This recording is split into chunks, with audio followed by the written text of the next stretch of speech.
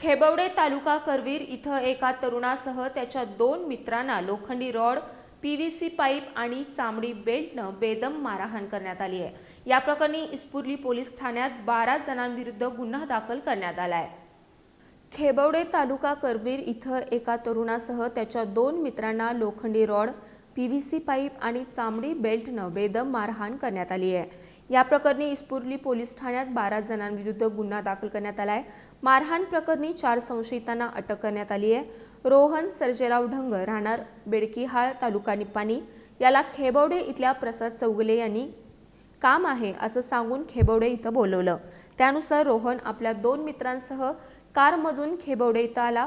यावेळी राहुल शिवाजी पाटील, तुषार पाटील, सागर पवार, आदित्य कोंडेकर आणि इतर 10 ते 12 जणांनी त्यांना शिवीगाळ करत लोखंडी रॉड, पीव्हीसी पाईप आणि चामडी बेल्टनं बेदम मारहाण केली। जखमी झालेल्या तिघांना उपचारासाठी सीपीआर रुग्णालयात दाखल करण्यात आले। अधिक तपास इस्पुर्ली पोलीस स्टेशनचे सहाय्यक पोलीस निरीक्षक अभिजित पाटील यांच्या मार्गदर्शनाखाली सुरू आहे।